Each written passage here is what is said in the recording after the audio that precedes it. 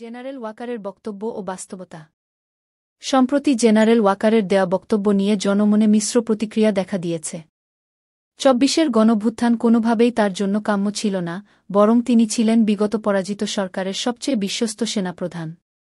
বিগত ফ্যাসিস্ট সরকার ক্ষমতা টিকিয়ে রাখতে সেনাপ্রধানসহ গুরুত্বপূর্ণ পদে কেবল তাদেরই বসিয়েছেন, যাদেরকে কোনোভাবে রিস্কি মনে হয়নি। বর্তমান সেনাপ্রধান কোনোভাবেই শেখ হাসিনার আনুগত্যের বাইরে কাজ করবার মানুষ নয়। মূলত জনগণের বিপ্লবের সময়ে সেনাবাহিনীর মধ্যসারির দেশপ্রেমিক অফিসার ও মাঠ পর্যায়ের সৈনিকদের কারণে যখন জনগণের পক্ষে পরিস্থিতি বদলে যায়, তখন এটি জেনারেল ওয়াকারদের পরাজয়ের মূল কারণ হয়ে দাঁড়ায়। ক্ষমতার পালা বদল হয় আসমানে, জমিনে নয়। যতই শক্তিশালী শাসক হোক, আল্লাহর পাকড়াও থেকে কেউই রেহাই পান না। পলাতক স্বৈরাচারী শাসক নিজের হাতে নিয়োগ করা ব্যক্তিদের দিয়েও নিজের ক্ষমতা ধরে রাখতে পারেননি, এটাই বাস্তবতা। ইতিহাস বারবার সাক্ষ্য দেয় জনগণের বিরুদ্ধে দাঁড়ানো আত্মঘাতী।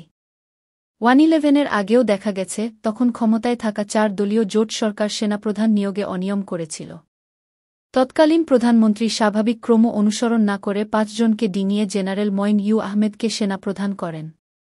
কিন্তু ইতিহাস দেখিয়েছে, সেই সেনাপ্রধানের হাত ধরেই বিএনপি জামায়াত সবচেয়ে বেশি ক্ষতিগ্রস্ত হয়েছে, যার খেসারত তারা এখনও বহন করে চলেছেন।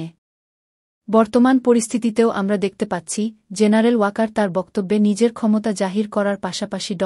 মুহাম্মদ ইউনূসের প্রতি অবমাননাকর ভাষা ব্যবহার করে বক্তব্য দিয়েছেন।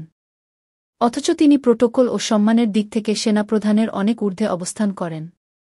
এটি মূলত পলাতক সরকারের জন্য তার মনের জ্বালা ও হতাশার বহিঃপ্রকাশ ছাড়া কিছুই নয়। জেনারেল ওয়াকারের বক্তব্যে উদ্বেগের কারণ, তিনি যেন বাংলাদেশকে পাকিস্তানের মতো সেনাবাহিনীর মাস্টারমাইন্ড শাসনের পথে নিতে চাইছেন।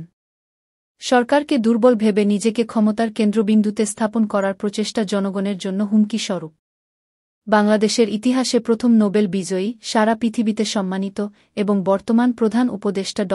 মুহাম্মদ ইউনূস আজ জনগণের সর্বস্তরের সমর্থন নিয়ে নেতৃত্ব দিচ্ছেন। সাম্প্রতিক অভ্যুত্থানের পর দেখা গেছে, বাংলাদেশের ছোট বড় দল থেকে শুরু করে নাগরিক সমাজ, পেশাজীবী, সাধারণ মানুষ, সবার ঐক্যই এই সরকারের ভিত্তি। তাই জনগণের ঐক্যে ফাটল ধরানোর অপচেষ্টা সফল হবে না। জনগণই দেশের প্রকৃত শক্তি। প্রজাতন্ত্রের কর্মচারী হিসেবে সেনাবাহিনীর দায়িত্ব জনগণের সেবা করা, তাদের শাসন করা নয়। তাই কারও চোখ রাঙানি আমাদের পথচলাকে ব্যাহত করতে পারবে না। বাংলাদেশপন্থীদের জাগরণকে কেউ ঠেকাতে পারবে না। বাংলাদেশ তার নিজস্ব পথে, নিজস্ব আদর্শে এগিয়ে যাবে ইনশাল্লাহ। দেশের স্বার্থে ঐক্যবদ্ধ থাকুন, বিভ্রান্তি এড়িয়ে চলুন। আল্লাহ আমাদের দেশ ও জাতিকে হেফাজত করুন।